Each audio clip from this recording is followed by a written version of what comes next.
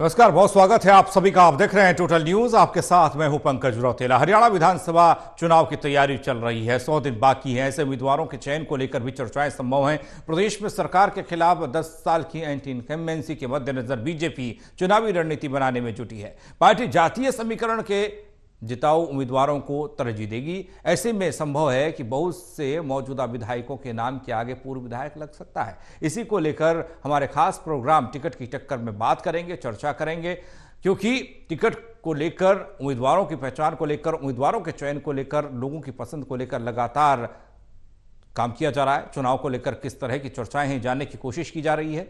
यही जानने के लिए हमारी टीम घरोड़ा विधानसभा क्षेत्र पहुंची और जनता का ओपिनियन लिया। इस बार पार्टी किस नए चेहरे को मौका देगी या पुराने चेहरे पर दांव खेलेगी, ये देखना दिन पर दिन दिलचस्प होता जा रहा है। यह सिर्फ जनता की राय है और जनता की राय किस नेता के साथ है, वो किस नेता को अपना उम्मीदवार चाहते हैं, ये जानने की कोशिश हमने की।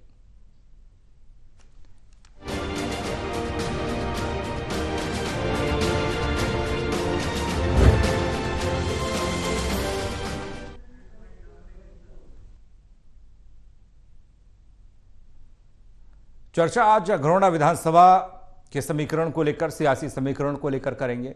चर्चा आज घरोड़ा की जनता और कार्यकर्ता किस नेता को अपना उम्मीदवार चाहते हैं, उनकी पसंद क्या है, इसको लेकर करेंगे। चर्चा में हमारे साथ मौजूद हैं Devendra Kathoria, associated editor Panipat, doctor Mahesh Kumar, associated editor Hisar, Virendra Soni ji, वरिष्ठ पत्रकार। आप तीनों का स्वागत है।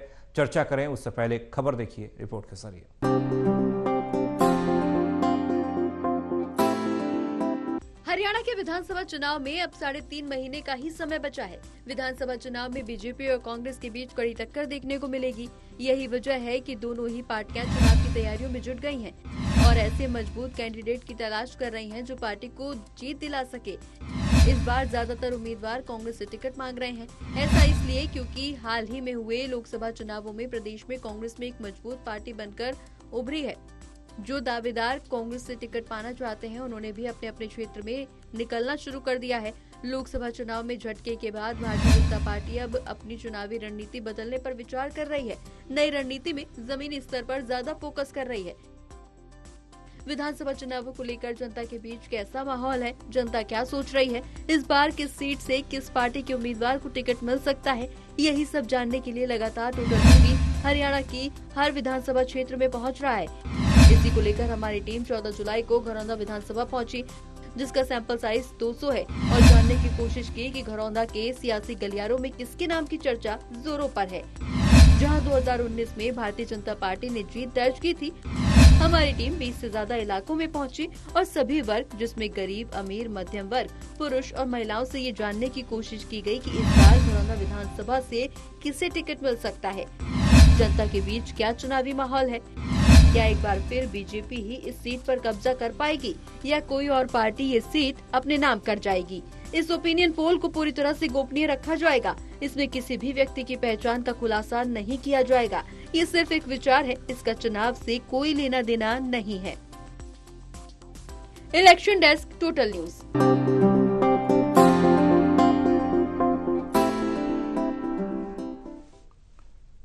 तो घरौंदा विधानसभा के बारे में बात करेंगे और यहाँ जनता और कार्यकर्ता कैसा उम्मीदवार चाहते हैं, उनकी पसंद कैसी है, पार्टियों से वो क्या चाहते हैं, किस तरह का उम्मीदवार जनता के बीच में भेजा जाए, उनके बीच में भेजा जाए ताकि वो समर्थन कर पाए, किसके साथ जनता खड़ी है, कार्यकर्ता खड़े हैं, ये जानने की कोशिश करेंगे।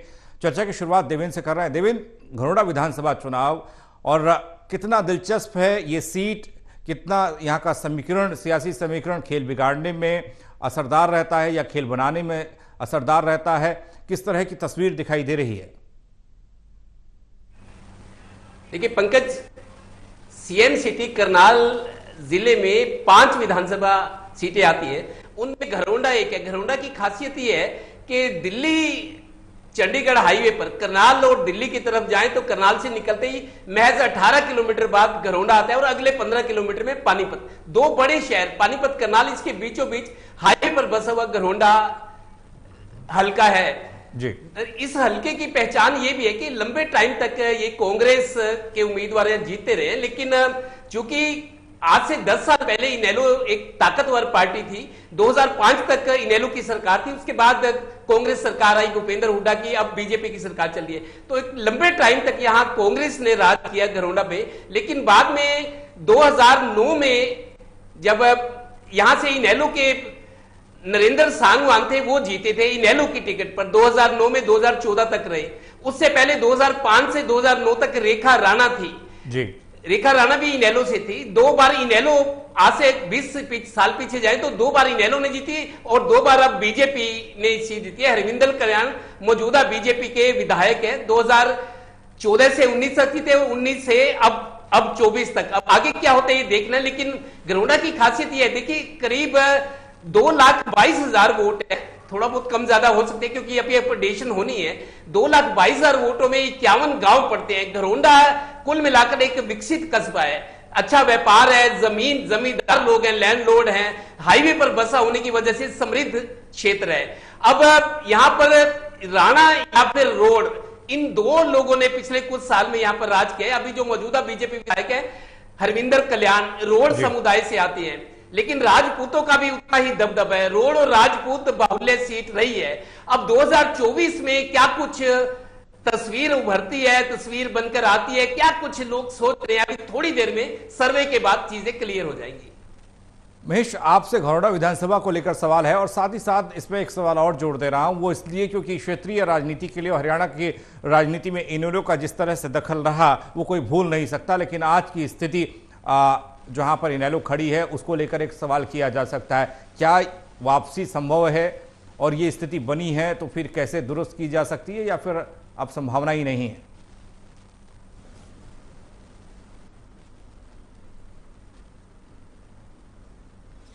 देखिए, इनेलो की परिस्थितियों को समझने की कोशिश करें तो यहाँ पर बेहद महत्वपूर्ण ये जो परिणाम है वो निकल कर आने वाला है। दरअसल अगर सर्वे हम कर रहे हैं तो आईएनएलडी को वोट शेयर कितना मिल रहा है ये समझने की बात है। आईएनएलडी का वोट शेयर अगर अब भी एग्जिस्ट करता है तो उसमें मामूली बढ़ोतरी की उम्मीद आप कर सकते हैं, लेकिन मूल रूप से मैं ये मानता हूं कि आईएनएलडी के पास अब वोट शेयर नहीं है, क्योंकि पार्टी अपनी संभावनाएं खो चुकी है। और हालांकि यहां बसपा के साथ गठबंधन किया गया इंडियन नेशनल लोकदल की तरफ, और जिस तरीके से जिक्र यहां देवेंद्र जी कर रहे थे घरौंडा विधानसभा को लेकर, यहां अतीत में इंडियन नेशनल लोकदल की जड़ें इस विधानसभा क्षेत्र में रही हैं। जिस भी विधानसभा क्षेत्र में इंडियन नेशनल लोकदल की अतीत में जड़ें रही हैं या आईएनएलडी का प्रभाव क्षेत्र रहा है, वहां पर इस वक्त कांग्रेस पार्टी की मजबूती सैद्धांतिक रूप से देखने को मिल रही है। यानी वोट जो इंडियन नेशनल लोकदल का कोर वोटर था लोकसभा चुनाव के दौरान, उसका डायवर्जन देखने को मिला है। बहुत ज्यादा जो है संभावना अब इंडियन नेशनल लोकदल के साथ उसका कोर वोटर नहीं देख रहा था। तो अगर इसके अतीत में बहुत पीछे जाकर 10 साल पीछे जाकर अगर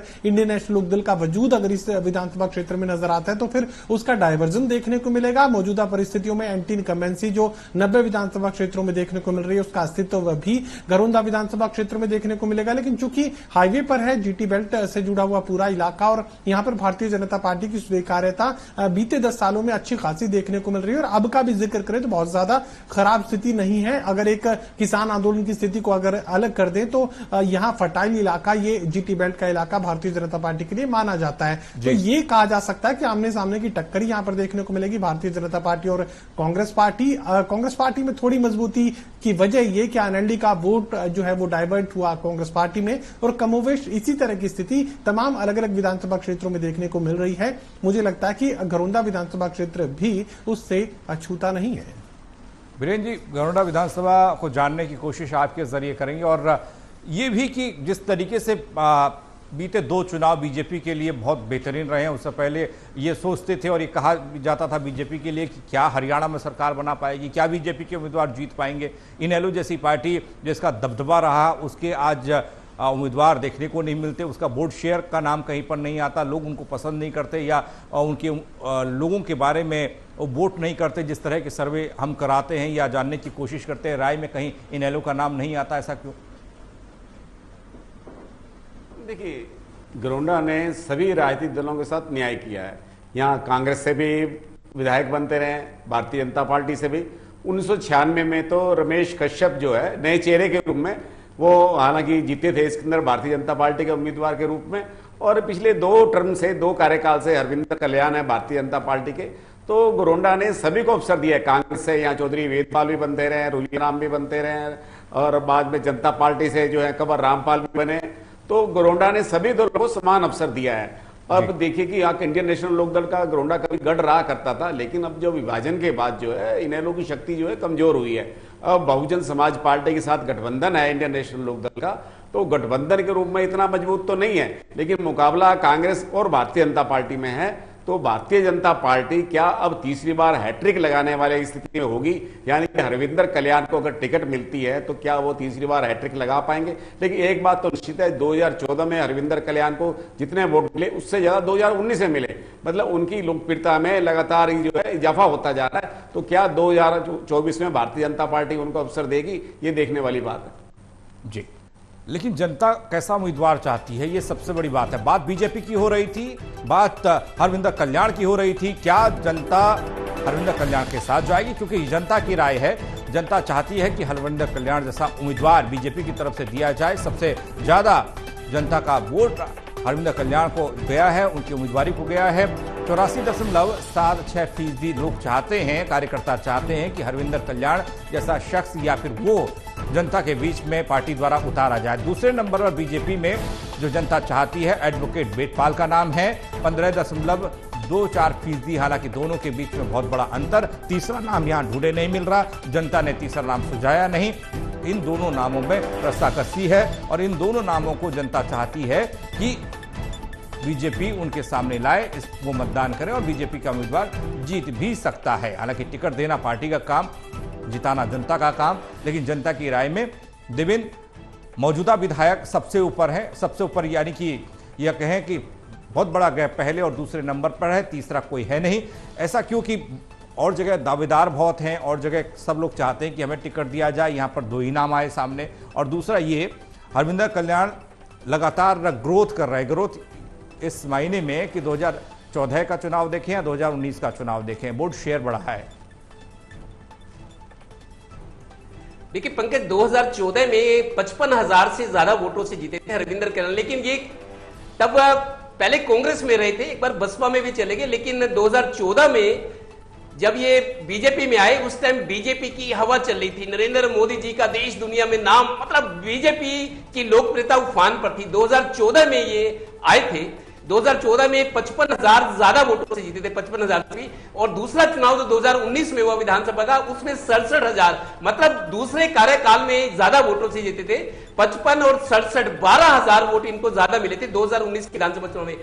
हरविंदर कल्याण को अभी जैसे इनकी चॉइस है 84.5%, मतलब एक तरफा हम कह सकते हैं। जैसे कोई क्रिकेट की टीम खेलती है तो ज्यादातर बल्लेबाज आउट हो जाए, लेकिन एक खिलाड़ी ऐसा होता है जो 90 रन या शतक बना जाए, तो मतलब एक तरफा 84.5% इनको इनके हक में जा रहा है कि इनको उम्मीदवारी बनाया जाए बीजेपी का। ये हैट्रिक पर है, लगातार 2 चुनाव जीते और हैट्रिक पर 15 किलोमीटर इधर पानीपत ग्रामीण है, जो मैं उस दिन भी बात कर रहा था, महिपाल ढांडा और हरविंदर कल्याण, ये दोनों 2014 में जीते, 2019 में, ये दोनों ही 15 किलोमीटर का फासला है। तो ये हैट्रिक पर है हरविंदर कल्याण की। एक बात हरविंदर कल्याण के बारे में पंकज जरूर कहूंगा, 5 विधानसभा क्षेत्र आते हैं, सीएम सिटी, करनाल सीएम का जिला जो है, उसमें इनकी छवि बहुत अच्छी है। बहुत लोग इनके कायल शरीफ नेता हैं, कभी बयानबाजी नहीं करते, कभी फोटो छुपवाने में कोई यकीन या इनका स्वभाव नहीं है। छवि बहुत अच्छी है हरविंदर कल्याण की। और देखिए थोड़ा बहुत मैं जरूर मानता हूं एंटी इनकम्बेंसी वाला फैक्टर इनके साथ है।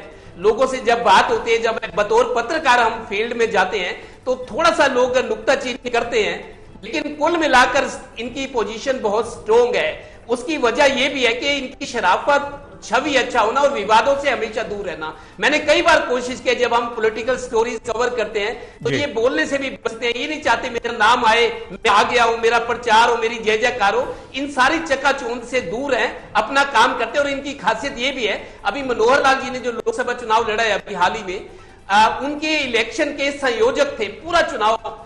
4 विधानसभा क्षेत्र पानीपत की और 5 करनाल जिले की, 9 विधानसभा क्षेत्रों में संयोजक थे हरविंदर कल्याण। और अच्छी खासी जीत मनोहर लाल जी को मिली है। वो केंद्र में एक बड़े 2 विभागों के मंत्री बने, उनका रुतबा भी बढ़ा है। तो उसकी एक वजह ये भी मानता हूं, रात दिन इन्होंने मेहनत की, लगे रहे। और मनोहर लाल जी के इलेक्शन के संयोजक थे, इनका प्रभाव भी था, इनकी छवि अच्छी थी, शायद इनका चुनाव भी इसलिए किया गया था और इन्होंने रिजल्ट दिया है। अब टिकट इनको बीजेपी देती है, मेरे ख्याल से जो आंकड़े बता रहे हैं, जो सर्वे है, जो पब्लिक ओपिनियन है, मेरे को लगता है इनके मुकाबले कोई दूसरा है नहीं विकल्प। जी, दूसरा विकल्प क्यों नहीं, ये जानने की कोशिश। क्या आपने कहा व्यवहार अच्छा है, क्या उतना काम भी अच्छा है, जनता इनके साथ खड़ी है और आज भी चाहती है कि ऐसे लोगों में हम देखते हैं अक्सर टिकट के लिए मैं की स्थिति होती है। लोग चाहते हैं कि उनकी अलग अलग विचारधारा वाला उम्मीदवार होना चाहिए, अलग जात वाला उम्मीदवार होना चाहिए, जिस जात के ज़्यादा लोग उस जात का उम्मीदवार होना चाहिए, उसको सपोर्ट करते हैं। लेकिन जब घरोड़ा में देखते हैं, बीजेपी को देखते हैं, तो यहाँ पर एक तो हरविंदर कल्याण का नाम आता है, दूसरा आता है एडवोकेट बेटपाल का, तीसरा कोई नहीं। जनता केवल दो को चाहती है।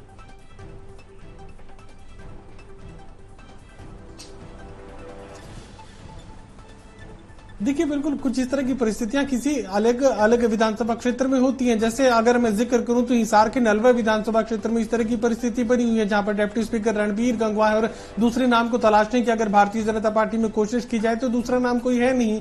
किसी भी तरीके से दूसरे नेता को पनपने का मौका वहां पर नहीं मिला। इक्का दुक्का जो लोग पिछले चुनाव में भारतीय जनता पार्टी की टिकट की दावेदारी रख रहे थे, वो इस बार इस वजह से हट गए कि जो है ओबीसी के नेता है रणबीर गंगवा, ओबीसी कोटे से उनको हर हाल में टिकट दिया जाना है, तो इस बार वो लोग दावेदारी नहीं कर रहे हैं। इस बार नलवा विधानसभा क्षेत्र में वो ये नहीं कह रहे कि हम भारतीय जनता पार्टी की टिकट मांग रहे हैं, जबकि वो आरएसएस से जुड़े हुए लोग हैं, कोर भाजपाई लोग हैं, लेकिन बावजूद इसके इस बार मुकाबले से बाहर हो गए और अकेले जो है रणबीर गंगवा ही वहां पर टिकट के दावेदार हैं।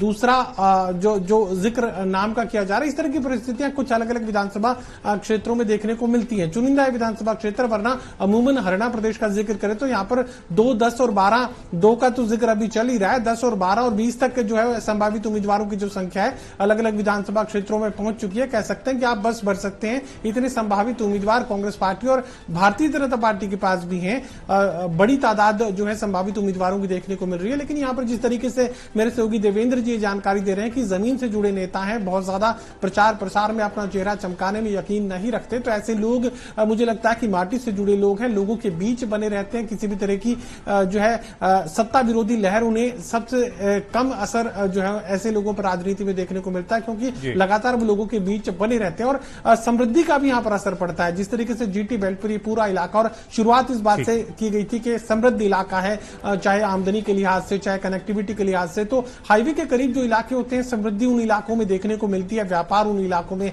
होता है, रोजगार के अवसर उन इलाकों में होते हैं, तो यकीनन फिर जनता का गुस्सा भी ऐसे इलाकों में कम देखने को मिलता है। जहां रोजगार की परिस्थितियां बेहतर हो तो वहां पर नेता के खिलाफ जो गुस्सा है वो अमूमन कम देखने को मिलता है, खासकर ऐसे इलाके जो रिमोट इलाके होते हैं, जहां पर रोजगार के अवसर ना के बराबर होते हैं, वहां पर जो संबंधित विधायक होते हैं, जो संबंधित नेता होते हैं, वो आम जनता के गुस्से का शिकार ज्यादा होते हैं। वीरेंद्र, ये भी अपने आप में एक आपके लिए सेफ जोन बन जाता है। अगर आपकी कनेक्टिविटी बढ़िया है, आप हाईवे के किनारे हैं, आप ऐसे इलाके में, जैसे घरौंडा वाला इलाका हो गया, तो जो उम्मीदवार होगा, जो विधायक होगा, उस पर उतना प्रेशर नहीं होगा काम कराने का, इजीली वो चीज़ों को उपलब्ध करा सकता है विकास के। लेकिन एक चीज़ है वीरेंद्र जी, जिस तरीके से बीजेपी ये चाहती है कि नए चेहरे, युवा चेहरे बदलाव की राजनीति करती है, और ऐसे में कई नाम ऐसे आते हैं सामने, उनके सिवा जनता दूसरे को देखती नहीं है या देखना नहीं चाहती है। ऐसे में कितनी बड़ी समस्या होगी? देखिए, भारतीय जनता पार्टी में अब बदलाव है। अब भारतीय जनता पार्टी में कार्यकर्ता से नेता बनाने की जो परंपरा थी वो समाप्त हो चुकी है। जो एक स्थान पर विधायक बन जाता है वो बदलाव के लिए तैयार नहीं होता, वो दूसरे नेता को पनपने भी नहीं देता। और ये देखिए, ये पहले जो है कांग्रेस में थे, फिर बहुजन समाज पार्टी में थे, फिर भारतीय जनता पार्टी में आए, ऐसे रच और बस गए। भारतीय जनता पार्टी की संस्कृति थी कि भारतीय जनता पार्टी के सभी बड़े नेताओं का दिल जीत लिया, और ये स्थिति बनी हुई है कि भारतीय जनता पार्टी के जो 2014 में जो दावेदार थे, जो संगठन से जुड़े समर्पित और निष्ठावान लोग, तो घर बैठ गए। तो मतलब उनको ऐसे लगने लगा कि अब भारतीय जनता पार्टी में ऐसे नेताओं का बोलबाला हो गया जो धन बल से परिपूर्ण है। तो इसलिए जो सामान्य कार्यकर्ता थे, देखिए रमेश कश्यप एक राष्ट्रीय स्वयंसेवक संघ के कार्यकर्ता थे, नए चेहरे के रूप में उनको वहां घरौंडा से उतारा गया था, वो सफल भी रहे थे। अब आम कार्यकर्ता नहीं है। अब भारतीय जनता पार्टी के पास एक संकट है। चौधरी वेदपाल जो है पार्टी के महामंत्री रहे हैं प्रदेश के, वो पिछली बार उनको पुंडरी से चुनाव लड़ाया गया था, वो लड़ने के इच्छुक नहीं थे। मनोहर लाल जी ने उनको जबरदस्ती पुंडरी भेजा गया तो उसका परिणाम सामने उनको हार मिली। और ये देखिए अब भी कोई इतना गोंडा में वो प्रभावी नहीं है, उनको ज्यादा समर्थन नहीं मिल पा रहा वेदपाल को। और ये निश्चित है कि अरविंदर कल्याण काफी मजबूत दावेदार है। अब ये देखना कि भारतीय जनता पार्टी के पास तो वहां अभाव है, नेताओं का अभाव है, तो इसलिए लगता है कि देखिए अरविंदर कल्याण की छवि अच्छी है, लेकिन जो अपेक्षाकृत विकास गोंडा में करवा पाना चाहिए था वो नहीं करवा पाए। गोंडा की बहुत समस्या है, गोंडा में सड़कों की जो दुर्दशा है, जो औद्योगिक क्षेत्र का विस्तार तो हुआ है लेकिन वहां सुविधाओं का विस्तार नहीं हुआ। हालांकि सीएम सिटी के साथ लगते हुए गोंडा में काफी विकास होना चाहिए था। हालांकि बागवानी के क्षेत्र में अच्छा काम हुआ है, महाराणा प्रताप बागवानी विश्वविद्यालय बना है, लेकिन जो विस्तार लोगों को अपेक्षित था वो विकास नहीं हो पाया। लेकिन एक बात निश्चित है कि मनोहर लाल जी को खरा उतरना पड़ेगा। सर मैं आपके पास आ रहा हूं, लेकिन बात कांग्रेस की कर लेते हैं जल्दी से, क्योंकि कांग्रेस के बारे में लोग क्या सोचते हैं, कांग्रेस की तरफ से कैसा उम्मीदवार होना चाहिए जिसे वो सपोर्ट करेंगे। यहाँ पर सबसे ऊपर वीरेंद्र राठौड़ का नाम है। 71.90% लगभग 72% लोग ये चाहते हैं, कार्यकर्ता ये चाहते हैं कि वीरेंद्र राठौड़ जैसा उम्मीदवार या फिर वो हो चुनावी मैदान में। 14.5% लोग चाहते हैं कि नरेंद्र सांगवान उम्मीदवार हों। 14.05% लोग चाहते हैं कि भूपेंद्र लाठर उम्मीदवार हों। ये कांग्रेस की स्थिति है। बीजेपी में 2 लोगों पसंद बने आम जनता और कार्यकर्ता के, तो यहाँ 3 लोग हैं, यानी कि कांग्रेस में भी बहुत ज्यादा लठमलठ नहीं है, लेकिन 3 लोगों में सबसे ऊपर वीरेंद्र राठौड़ का नाम है। देवेंद्र आपके पास आ रहे हैं, बात कांग्रेस की करते हैं। जनता चाहती है कि वीरेंद्र राठौड़ उम्मीदवार बनाया जाए तो वो सपोर्ट करें। वीरेंद्र राठौड़ और नरेंद्र सांगवान या फिर भूपेंद्र लाठर, इनके बीच में किस तरीके से देखा जा रहा है कि जनता की राय है, टिकट पार्टी देगी, अब वोट जनता ने देना है, जिताना जनता ने है। देखिए पंकज, वीरेंद्र राठौर के बारे में कहे तो घरोंडा में रहते हैं, इनका आवास है, पिता इनके एडवोकेट है, खुद भी एडवोकेट है, करनाल में प्रैक्टिस करते हैं, ज्यादातर करनाल में, लेकिन घर घरोंडा में है। लंबे टाइम से चुनावी राजनीति में सक्रिय है, चुनाव भी लड़े लेकिन कामयाबी हाथ नहीं लगी। अभी लोकसभा जो चुनाव थे ये उनमें एक वन ऑफ द क्लेमेंट्स थे, टिकट की पूरी दावेदारी। दरअसल ये हाईकमान के प्रदेश नेतृत्व की तरफ से इनका कोई ज्यादा वो नहीं था मेरे को, क्योंकि हाईकमान की तरफ से ये बिहार के कांग्रेस के सचिव भी है, राष्ट्रीय सचिव, मतलब ऑल इंडिया कांग्रेस कमेटी में या कांग्रेस हेडक्वार्टर पर इनका आना जाना ज्यादा है, तो इनकी पैरवी ऊपर बैठे लोग करते हैं। रहने वाले हरियाणा के हैं, लेकिन चुनावी राजनीति में बहुत टाइम से सक्रिय हैं, चुनाव भी लड़ा है, लेकिन अभी लोकसभा में पूरी उम्मीद कर रहे थे जब चर्चा थी दावेदारों की कि इनको टिकट मिल सकता है, मतलब फ्रंट लाइनर्स में थे ये जो लोकसभा चुनाव अभी गए हैं करनाल लोकसभा से, लेकिन इनको टिकट ना मिलकर दिवांशु बुद्धि राजा को टिकट मिली। तो इनकी मेरी इनसे बात हुई, बहुत मायूसी थी इनको कि मैं यहाँ लोकल रहने वाला हूँ, पुराना नेता हूँ, हाई कमान तक सीधी पहुंच है, दिल्ली में ज्यादा वक्त गुजरता है या घरोंडा में गुजरता है, लोगों में लोकप्रिय भी हैं, लेकिन आज जो ये पब्लिक ओपिनियन दिखा रही है लोगों को शायद इनसे हमदर्दी है। जिस तरीके से लोकसभा का टिकट कटा या पहले टिकट मिला तो जीत नहीं सके, लंबे टाइम से चुनावी राजनीति में सक्रिय है, मेहनत भी करते हैं, लेकिन कामयाबी हाथ नहीं लग रही। अब मेरे को लगता है जो इनको स्कोर जिन आया है, जो पब्लिक ओपिनियन जो सर्वे में इनकी मजबूती नजर आ रही है, मेरे को लगता है लोगों को शायद इनसे अब हमदर्दी है कि इनको टिकट भी मिले। मैं माफी के साथ रोक रहा हूं देवेंद्र, आपको थोड़ा समय कम पड़ रहा है। महेश के पास हम चल रहे हैं। महेश, जिस तरीके से बीजेपी कंफर्टेबल जोन में है, उम्मीदवारों को लेकर बहुत ज्यादा रस्साकसी माथापच्ची नहीं करनी पड़ सकती, लेकिन कांग्रेस को वापसी करनी है, इसलिए उम्मीदवारों के बारे में ज्यादा सोचना पड़ेगा।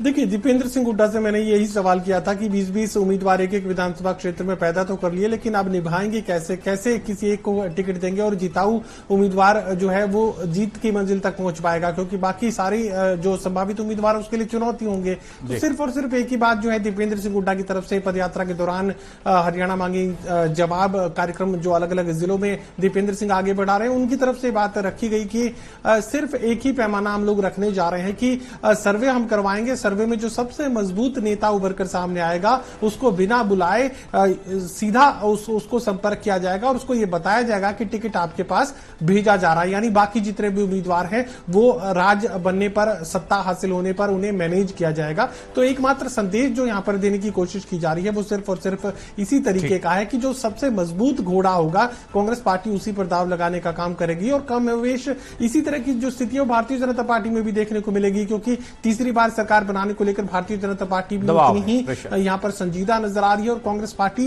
ये सुनिश्चित करना चाहती है कि जिताऊ के हाथ में टिकट जाए। कम से कम अब जो बयान अब तक देखने को मिल रहे हैं उसके आधार पर तो यही कहा जा सकता है कि यहाँ पर जो है वीरेंद्र के हाथ में टिकट कांग्रेस पार्टी को देना होगा, क्योंकि जनता की अगर पसंद है तो पार्टी को भी अपने टिकट के लिए जनता की पसंद के छोटे साथ ही शब्दों चलना में वीरेंद्र जी आपसे भी मैं जवाब चाहूंगा। जनता चाहती है कि हरविंदर कल्याण और वीरेंद्र राठौर के बीच में मुकाबला हो। देखिए, इसमें कोई दो राय नहीं, वीरेंद्र राठौर लोकप्रिय हैं, लेकिन हाल के लोकसभा चुनाव के दौरान वो कहां थे? क्या दिवंशी बुद्धि राजा के समर्थन में उन्होंने इतनी गंभीरता से प्रचार किया?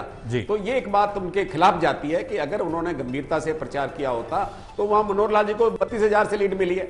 अब ये सब सर्वमान्य तथ्य है। कांग्रेस के लोगों में चर्चा है कि वीरेंद्र राठौर ने दिव्यांशु बुद्धि राजा के लिए काम नहीं किया, हालांकि वो बड़े बुद्धिजीवी हैं, उनकी काफी अपनी लोकप्रियता भी है, लेकिन कांग्रेस के प्रति जो समर्पण और निष्ठा दिखाई देनी चाहिए थी वो लोकसभा चुनाव में दिखाई नहीं दी।